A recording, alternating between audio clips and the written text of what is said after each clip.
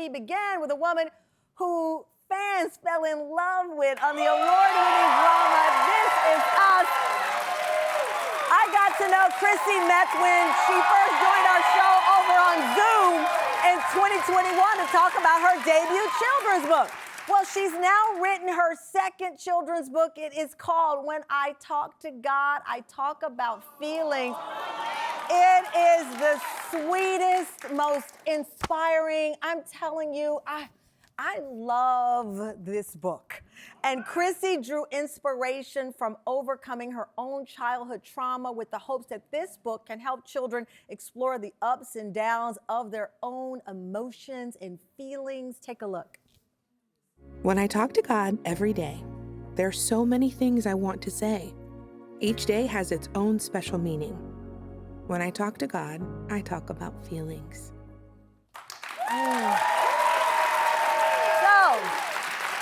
Because I love this book and the intention of this book to help celebrate, we have transformed our set and now are surrounded by the pages from Chrissy's beautifully illustrated book by Lisa Fields.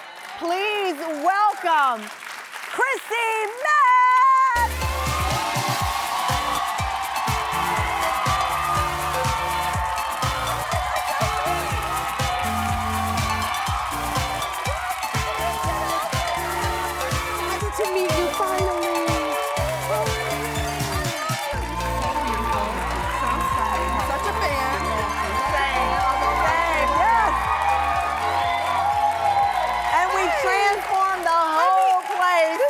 Sweetest. Like, oh my God. Also, you're fans? What? They're unreal. They are unreal. So you guys are unreal. What? I'm always gonna come to your show. Chrissy said, she goes, the Tam fam is unreal. Y'all are unreal. You guys are unreal. See? Thank you. It's really good for the ego.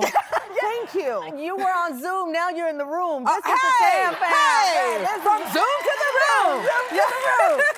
Listen, the Tam fam, they don't play. We celebrate, inspiring people. And then when you, and I have to be superficial, when you walk out all cute, the Tam fam goes crazy. And I'm like, I appreciate it. Congratulations on this follow-up. It is so sweet. It's so beautiful. I was just reading it right before coming down just to remind myself of the feeling of it. You said it was cathartic for you. Yeah, I mean, as a kid, I was a middle child of 5. Yeah. So seen and heard, what is that? Right. You're raising yourself. And you know, our parents do the best they can. But for me, also teaching preschool, I have now 10 nieces and nephews. Like, we all just want to be seen and heard.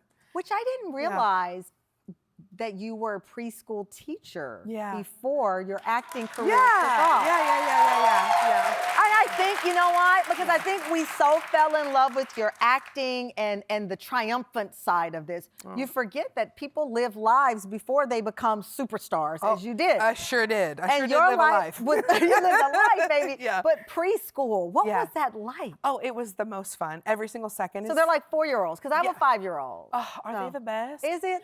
Question mark? Is it? No. I mean, they keep you on your toes. They keep you on your toes. What I think is so beautiful about children is they keep you very present in Yes. the moment. And as adults, we are like going and this and that and the next thing. And kids are like, I'm here right now. Yeah. I'm here. This is what's going on, you know, and that for me is so beautiful. I love that you said that, because sometimes people will say kids are trying to get your attention. And I'm like, no, they deserve your attention. That's right.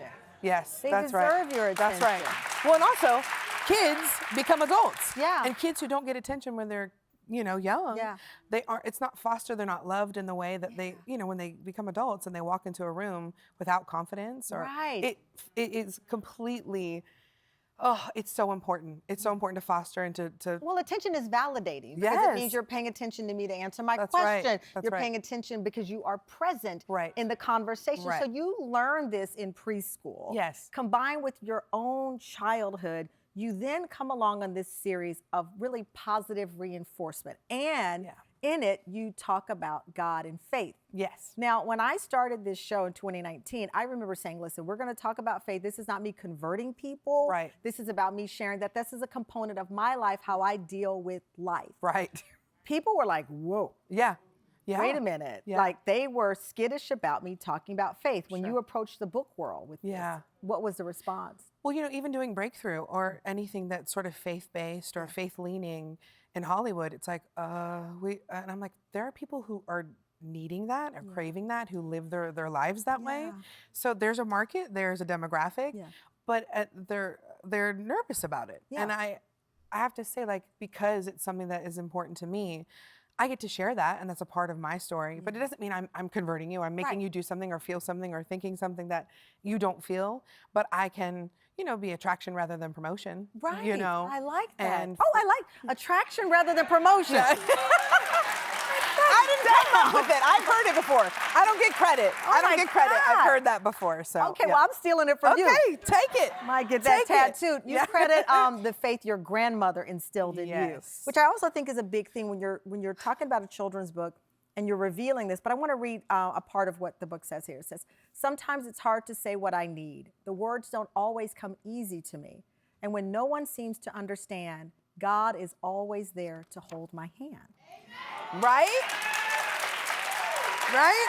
Yes, absolutely. And then you say, when I talk to God, I talk about being frustrated. And you go through emotions. Yes. And you say, when I'm feeling scared, I talk to God. Right.